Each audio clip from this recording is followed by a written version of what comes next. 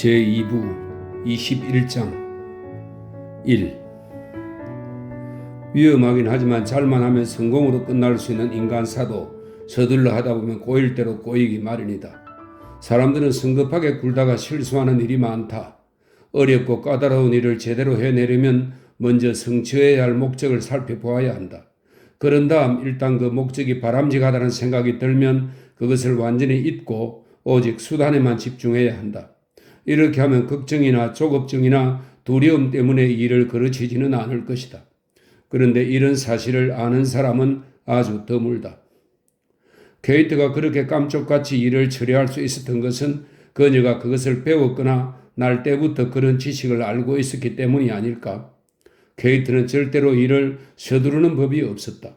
케이트는 장애물이 나타나면 그것이 사라질 때를 기다렸다가 다시 하던 일을 했다. 게다가 행동하는 시간 사이사이에 긴장을 완전히 풀고 쉬는 방법을 알고 있었다. 또한 그녀는 능숙하게 싸우는데 기본이 되는 기술을 통달한 상태였다.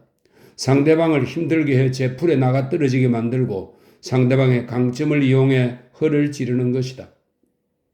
케이는 서두르는 법이 없었다. 이루어야 할 목적을 재빨리 파악하고 금세 머릿속에서 지웠다. 그러고는 방법을 모색하기 시작했다. 케이트는 계획을 세워 일에 착수했다. 그러다 조금이라도 허점이 보이면 미련 없이 그것을 버리고 처음부터 다시 시작했다. 그녀는 이런 생각을 밤늦게나 아니면 혼자 있을 때에만 했다. 그래서 사람들은 손바닥 뒤집듯 변하는 그녀의 태도나 그녀가 무언가에 몰두하는 모습을 알아챌 수가 없었다. 그녀의 계획은 인물과 자료, 지식, 시간별로 짜여 있었다. 그녀는 먼저 사람과 시간을 정해둔 뒤 지식과 자료 수집에 들어갔다. 그와 동시에 눈에 보이지 않는 스프링과 줄을 움직여 그 속도에 맞추어 일을 추진해 갔다. 먼저 요리사가 유언장 이야기를 꺼냈다. 분명 요리사였다. 어쨌든 요리사는 자기가 먼저 입 밖에 냈다고 생각했다. 케이트는 에델을 통해 그 얘기를 들었고 부엌으로 요리사를 대면했다. 요리사는 빵 반죽을 하고 있었다. 털이 수북한 그의 두툼한 팔에는 밀가루와 이스트가 발꿈치까지 하얗게 묻어 있었다. 보증인이 되었다고 떠벌린 게 잘한 짓이라고 생각해요? 페이 마담이 뭐라고 생각하시겠어요? 케이트가 부드럽게 말했다. 그는 당황한 기색이었다. 하지만 나는 하지 않았는데. 뭘 하지 않았다는 말이죠? 어서 말해봐요. 그러면 큰일이라도 나요? 내가 했다는 게 아니라. 그런 말을 안 했다고요? 사실을 아는 사람은 우리 셋밖에 없어요. 그럼 내가 말했다는 거예요? 아니면 마담인가요? 그녀는 요리사의 어리둥절한 표정을 보았고 이내 그가 감을 잡지 못한다는 걸 알아차렸다. 얼마 안 지나 그는 자기가 말했다고 생각할 것이다. 여자 셋이 한 통속이 되어 케이트에게 유언장에 관해 물었다. 케이트가 말했다. 페이 마담은 내가 그 얘기하는 걸 좋아하지 않을 텐데 알렉스가 공연히 입을 놀렸어. 여자들이 동요하자 케이트가 다시 말했다. 그는 마담에게 직접 물어보지 그래? 뭐 그럴 것까지는 없어. 뒤에서 수군거리는 것보다야 낫잖아. 마담에게 가서 직접 물어보자. 아니야 케이트. 됐어. 그럼 내가 마담에게 너희가 그런 걸 물었다고 말할 수밖에 없어. 차라리 함께 가는 게 낫지 않아? 우리가 뒷말을 하지 않고 앞에서 솔직하게 말하면 마담이 더 좋아하지 않겠어? 글쎄. 나라면 그럴 거야. 난 솔직한 사람이 좋더라. 케이트는 조용히 그들을 감싸고 떠밀다시피 해서 페이의 방까지 데리고 갔다. 케이트가 말했다. 얘들이 제게 뭘 좀 물어봤어요. 알렉스가 말했다고 하더라고요. 페이는 약간 당황해하며 말했다. 아니, 그게 뭐 대단한 비밀이라고 그러니? 케이트가 말했다. 어머니가 그렇게 생각해 주시니 정말 감사해요. 하지만 제 입으로 그 사실을 말할 수는 없잖아요. 케이트, 그 말을 하는 게 뭐가 나쁘니? 어머니, 나쁘다는 뜻은 아니에요. 전 좋지만 제가 먼저 말하는 게 도리가 아닌 것 같아서요. 착하기도 하지 케이트. 말한다고 해서 해가 될 건 전혀 없어. 너희들도 알겠지만 나는 피부치 하나 없는 홀몸이야. 그래서 케이트를 딸로 삼았단다. 케이트가 나를 이렇게 잘 보살펴 주자니. 케이트, 상자 좀 가져오너라. 여자들은 유언장을 돌아가면서 천천히 읽어보았다. 내용이 간단해서 단번에 외울 수 있을 정도였다. 여자들은 케이트가 앞으로 어떻게 변할지 혹시 폭군으로 변하는 건 아닐까 지켜보았다. 그러나 케이트는 오히려 전보다 더 친절했다. 일주일 후 케이트는 몸이 아픈데도 불구하고 계속 집안일을 감독했다. 그녀가 괴로운 표정으로 홀에 꼿꼿이 서 있는 것이 발견되지 않았다면 케이트가 아픈 걸 눈치챈 사람은 없었을 것이다. 케이트는 여자들 들어 페이에게 말하지 말라고 간곡히 당부했다.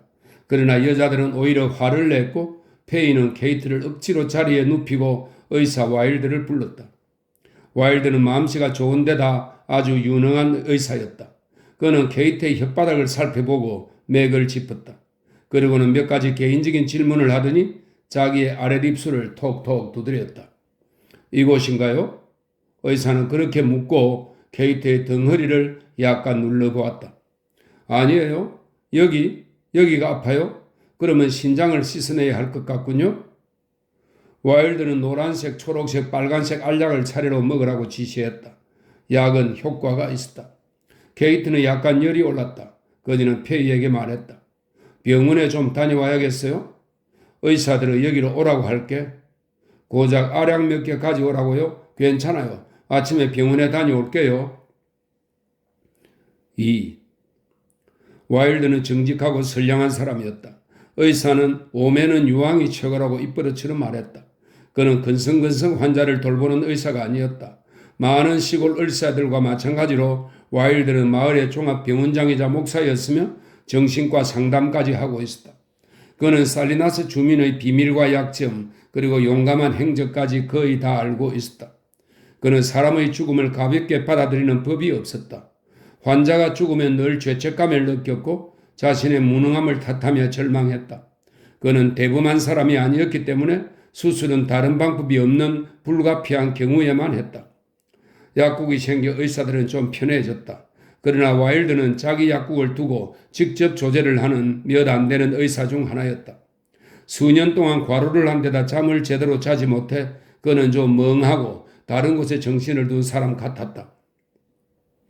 수요일 아침 8시 30분에 케이트는 중심가를 걸어 몬트레이 국립은행 건물에 들어가 계단을 올라갔다. 복도를 한참 걸어가다 보니 의사 와일드 진료시간 11시부터 2시라는 안내문이 붙은 문이 보였다. 9시 30분에 와일드는 마차를 보관소에 넣고 힘겹게 검은 가방을 들었다. 와일드는 알리슬에서 나이 지긋한 독일계 할머니의 임종을 지켜보고 돌아오는 길이었다. 그녀는 생명줄을 붙잡고 끝까지 놓으려 하지 않았다. 유언장의 추가서가 여러 장 있었다. 지금도 와일드는 그녀의 억세고 메마르고 질긴 생명이 완전히 끝났는지 의심스러웠다. 97이었던 그 노파에게는 사망 진단서조차 아무런 의미가 없었다. 그녀가 목사로 하여금 사망 진단서를 정정하도록 한 일도 있었으니 말이다. 와일드는 죽음의 신비 속에 빠져들었다.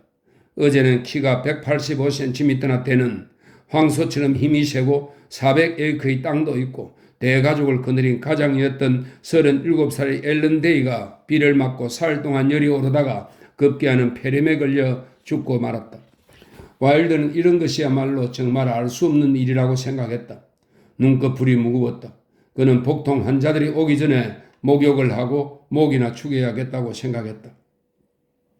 그는 계단을 올라가 진료실 문에 낡은 열쇠를 꽂았다. 그런데 열쇠가 잘 돌아가지 않았다. 그는 가방을 바닥에 내려놓고 힘껏 열쇠를 돌렸다. 열쇠는 꿈쩍도 하지 않았다. 그는 문 손잡이를 잡아당기며 열쇠를 돌려보았다. 안에서 문이 열렸다. 케이트가 앞에 서 있었다. 안녕하쇼. 좌물쇠가 말을 안 듣던데 여기는 어떻게 들어왔소? 잠겨있지 않던데요. 일찍 와서 기다리고 있었어요. 안 잠갔나? 그가 열쇠를 반대로 돌리자 작은 빗장이 썩 튀어나왔다. 나도 늙었군. 툭 하면 잊어버리니. 사실 꼭 잠가둘 필요도 없지. 절사만 있으면 누구나 들어올 수 있으니까. 그런데 누가 여길 들여오려고 하겠어? 그는 한숨을 쉬며 말했다. 와일드는 케이트를 기억하지 못하는 것 같았다. 나는 11시가 되어야 진찰을 해요. 그러자 케이트가 말했다. 저는 알약이 필요해서 왔어요. 지금 말고는 시간이 안 돼서요. 알약? 아 참, 페이의 집에서 왔죠? 네, 맞아요. 좋아졌나요? 네, 알약을 먹었더니 나아졌어요. 해로울 건 없으니까 내가 조제실 문도 열어놓았던가요? 그가 말했다. 조제실이 어느 쪽인데요? 저기 저 문 열어놓으셨을 것 같은데요? 나이를 먹어서 그런지 정신이 없군. 페이는 어때요? 마담이 걱정이에요. 좀 전에는 몹시 안 좋으셨어요. 경련을 일으키더니 제정신이 아니었어요? 마담은 전에 위장병을 앓았어요. 매일 먹을 걸 입에 달고 사니 속이 편할 리 없지. 나도 속수무책이에요. 그런 정세를 위장병이라고 해요. 많이 먹고 밤을 새우면 그런 병에 걸릴 수밖에 없어요. 그런데 알약이라고 했죠? 무슨 색깔인지 알고 있어요? 와일드가 말했다. 3가지였는데 초록, 빨강, 노랑이요. 아, 그래. 이제야 생각이 나는군. 와일드가 알약을 둥근 마분지 상자에 쏟는 동안 케이트는 문 앞에 서 있었다. 약이 정말 많네요. 그래요. 나이를 먹을수록 약을 적게 쓰게 돼요. 일부는 개업할 때 구입한 것도 있어요. 그건 한 번도 안 썼죠. 초보 의사의 재고품이라고나 할까. 그걸로 실험을 하려고 했는데 연금술을 해보려고. 와일드가 말했다. 네? 아니, 아무것도 아니에요. 자, 여기 있어요. 마담에게 잠을 푹 자고 채소를 좀 먹으라고 해요. 내가 밤을 새웠거든. 그러니 이제 그만 가도록 해요. 와일드 의사는 비틀거리며 진찰실로 들어갔다. 케이트는 의사의 뒷모습과 가지런히 놓인 약병들과 용기들을 헐끗 쳐다보았다. 그녀는 조제실 문을 닫고 바깥 사무실을 한번 둘러보았다. 책장에 책 한 권이 앞으로 비중 나와 있었다. 케이트는 다른 책들의 줄에 맞추어 그것을 밀어 넣었다. 그녀는 가죽 소파에 있던 자신의 커다란 핸드백을 들고 나왔다. 방에 돌아온 케이트는 핸드백에서 작은 약병 5개와 무언가 적혀있는 종이 한 장을 꺼냈다. 그녀는 그것들을 모두 스타킹 속에 넣고 그것을 다시 고무 드신 속에 쑤셔 넣어 다른 짝과 함께 벽장 뒤쪽에 세워두었다. 3. 다음 몇 달 동안 페이 유곽에 차츰 변화가 생기기 시작했다. 여자들은 더 이상 단정하지 않았고 다루기도 힘들었다. 몸을 단정하게 하라거나 방을 청소하라고 잔소리를 했다면 여자들의 눈에 쌍심지를 켜고 달려들어 집 안이 들썩거렸을 것이다. 그러나 그런 일은 일어나지 않았다. 어느 날 저녁 식탁에서 케이트가 말했다. 우연히 에델 방을 들여다보게 되었는데 방이 너무 깔끔하고 예뻐서 선물을 안 사주고는 그냥 넘어갈 수 없을 것 같다고 했다.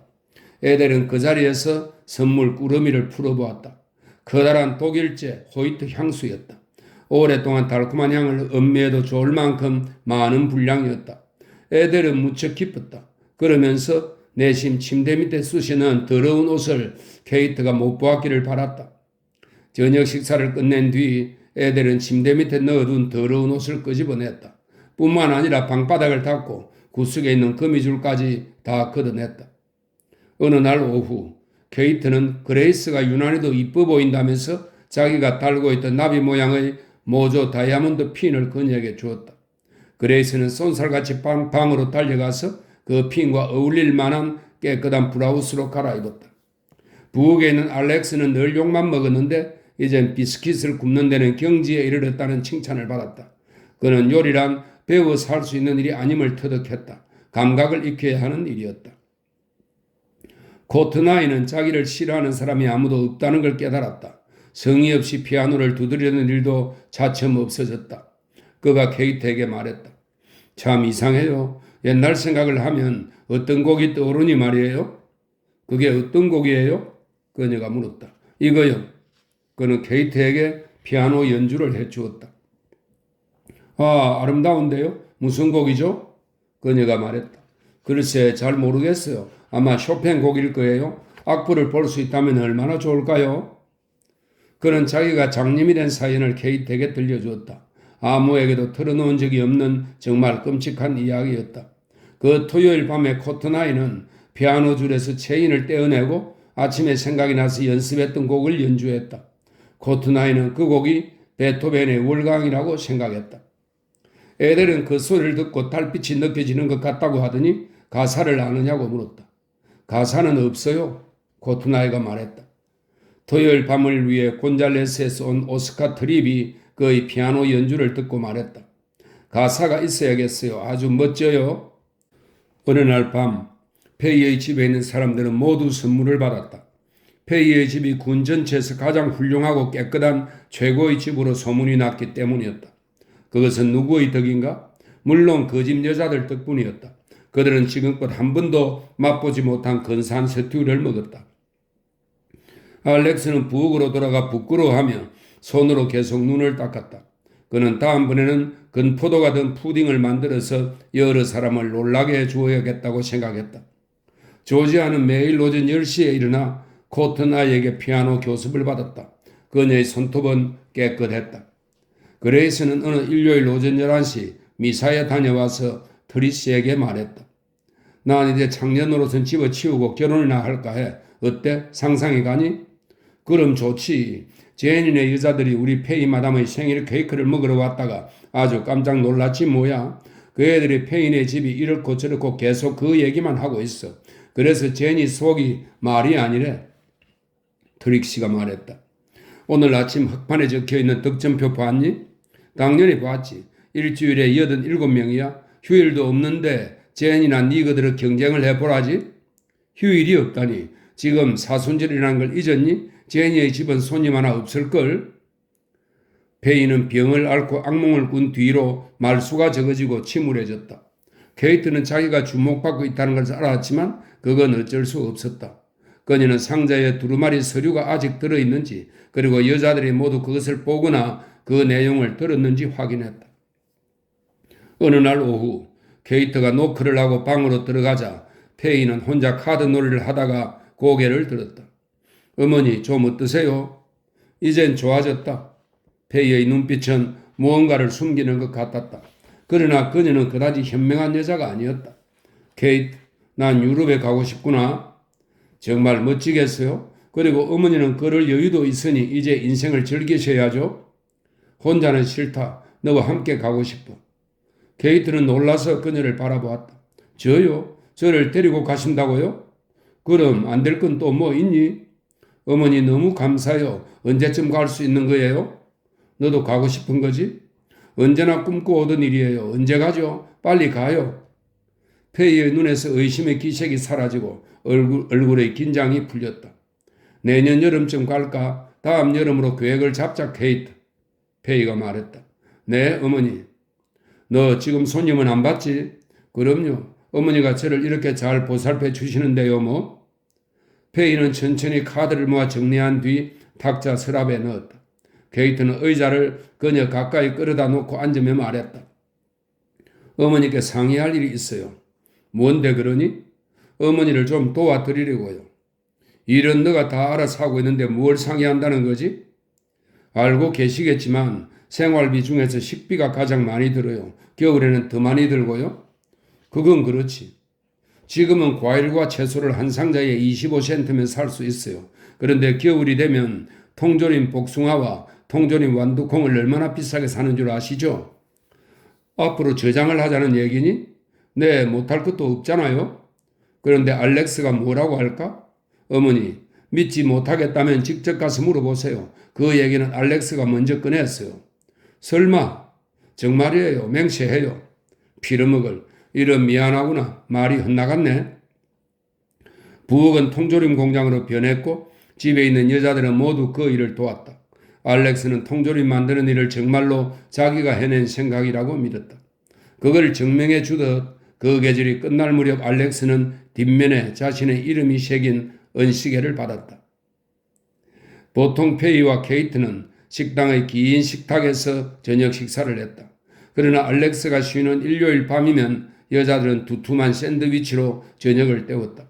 케이트는 페이의 방에 두 사람만의 식사를 준비했고 두 사람은 유쾌하고 우아한 시간을 보냈다.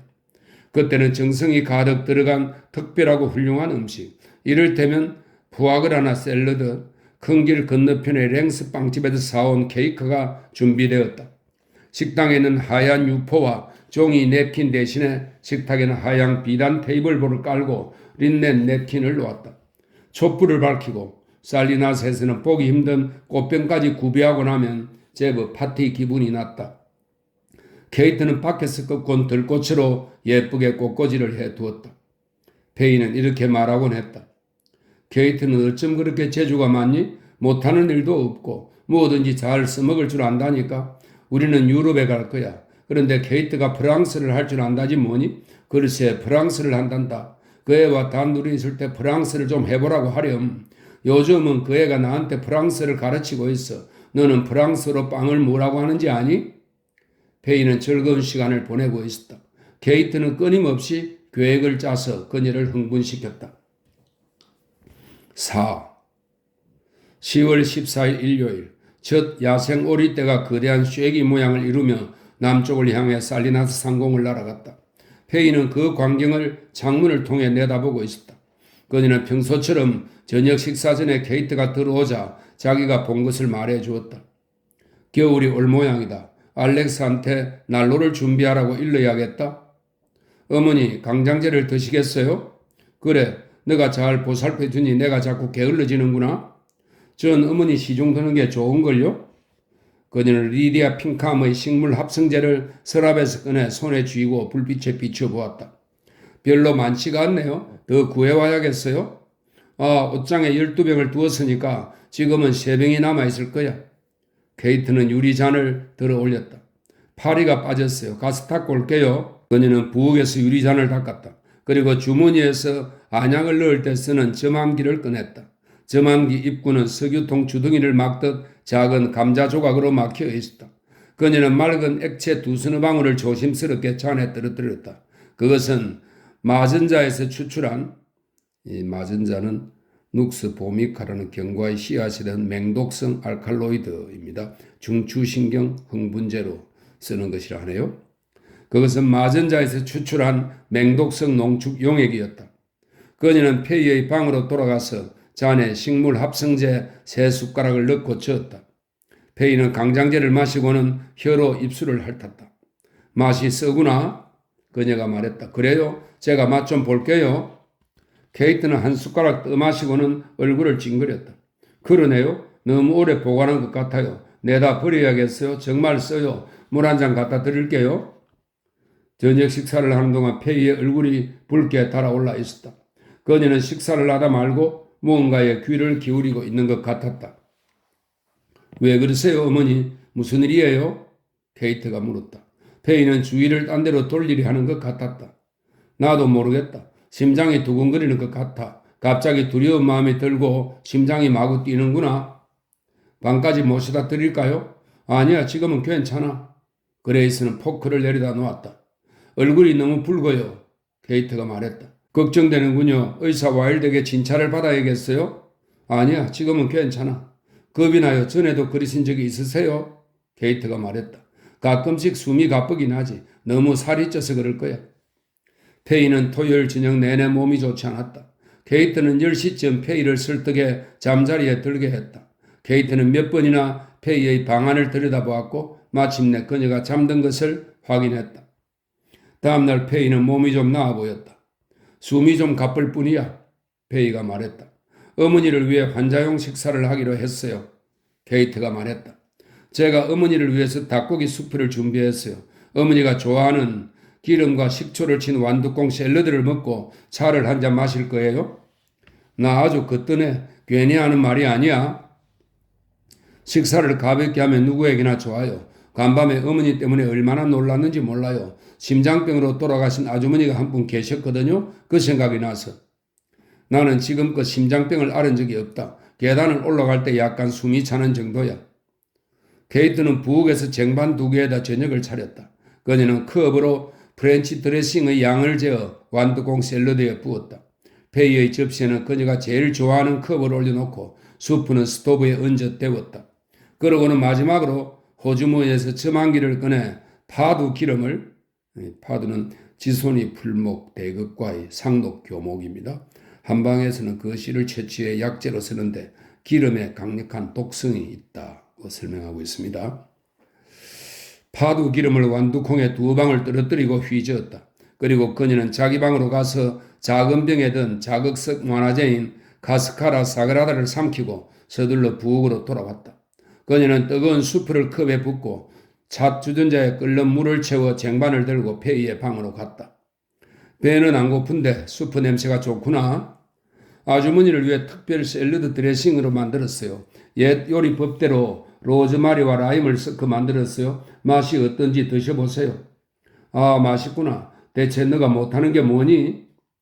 바로 그때 케이트에게 먼저 증상이 나타났다. 이마에 땀방울이 맺히고 고통 섞인 비명을 질려대며 몸을 굽혔다. 눈은 잡아먹을 듯 날카로웠고 입에서는 침이 흘러나왔다. 페이는 복도로 뛰어나가 사람 살려달라고 소리쳤다. 여자들과 일요일에 찾아온 손님 몇 명이 방으로 몰려왔다. 케이트는 바닥에서 몸부림을 치고 있었다. 단골 손님 2명이 그녀를 들어 페이의 침대에 눕히고 몸을 펴려 했다. 그러나 그녀는 악을 쓰며 다시 몸을 굽혔다. 온몸에서 땀이 비오듯 쏟아져 옷이 흠뻑 젖었다. 페이가 수건으로 케이트의 이마를 닦아주고 있을 때 그녀에게도 고통이 엄습했다. 1시간을 헤맨 끝에 와일드를 겨우 찾아낼 수 있었다. 친구와 카드 놀이를 하던 그는 완전히 이성을 잃은 두 장녀에 의해 다짜고짜 철길까지 이끌려갔다. 페이와 케이트는 구토와 설사로 기진맥진한 상태였고 이따금씩 경련을 일으켰다. 와일드 의사가 물었다. 무엇을 먹었소? 의사는 쟁반을 바라보았다. 이 완두콩 조림은 집에서 만든 거요? 그럼요, 바로 이 집에서 만들었어요. 그레이스가 대답했다. 당신들 중에서도 이걸 먹은 사람이 있습니까? 없어요. 보시다시피. 나가서 단지를 전부 깨버려요. 피려먹을 완두콩 같으니. 그는 위 세척기를 꺼냈다. 목요일, 그는 기운이 쭉 빠진 창백한 두 여자 곁에 앉아 있었다. 케이트의 침대는 페이의 방으로 옮겨져 있었다. 지금이니까 말하지만 살아남을 가망이 없다고 생각했어요. 운이 좋았지. 집에서 만든 완두콩 조림은 버려요. 시중에 파는 통조림을 사먹고. 무슨 병이에요? 케이트가 물었다. 보툴리누스 중독이에요. 별로 알려져 있지는 않지만 그걸 이겨낸 사람은 아주 드물어요. 당신은 젊고 마담은 강하니까 이겨낸 거지? 그는 페이에게 물었다. 아직도 장에서 피가 나와요? 네, 조금. 여기 모르핀 정제가 있어. 먹으면 나을 겁니다. 아마 어딘가 터져 있을 거예요. 장녀는 죽지 않는다고들 하니 둘 다 마음 편히 가져요. 그날이 10월 17일이었다. 페이는 완전히 회복하지 못했다. 낫는 듯 하다가 다시 통증을 호소했다. 12월 3일에는 상태가 악화되어 기운을 차리기까지 훨씬 더 오래 걸렸다. 그런 다음 2월 12일에는 출혈이 심해졌고 긴장한 탓에 심장도 약해진 것 같았다. 와일드 의사는 청진기를 오랫동안 대고 있었다. 케이트도 여위에서 날씬했던 몸매는 뼈만 앙상하게 남았다. 여자들은 그녀와 교대하여 페이를 간호하려 했으나 케이트는 페이 곁을 떠나려 하지 않았다. 그레이스가 말했다. 케이트가 언제부터 한숨도 안 잤는지 이젠 가물가물해. 페이 마담이 세상을 뜨면 저 애도 죽고 말 거야. 머리가 터질 지경이겠지? 에델이 말했다. 와일드는 낮에도 어둑한 객실로 케이트를 데리고 가서 검은 가방을 의자에 놓았다. 당신한테 말하는 게 좋겠군요. 마담의 심장이 긴장을 감당하지 못해서 걱정이에요. 내장은 한 군데도 성한 곳이 없어요. 그놈의 몹쓸 중독 때문에 방울뱀 독보다 더 지독하다니까? 그는 수척해진 케이트에게서 눈길을 돌리며 말했다. 당신이 마음의 준비를 할 수 있도록 솔직히 말하는 것이 낫겠다고 생각했어요. 그는 힘없이 말하고는 뼈만 앙상한 그녀의 어깨 위에 손을 얹었다. 당신처럼 충성스러운 사람도 드물어요. 먹을 수 있으면 마담에게 따뜻한 우유나 줘요. 케이트는 따뜻한 물이 담긴 대야를 침대 옆 탁자로 들고 갔다.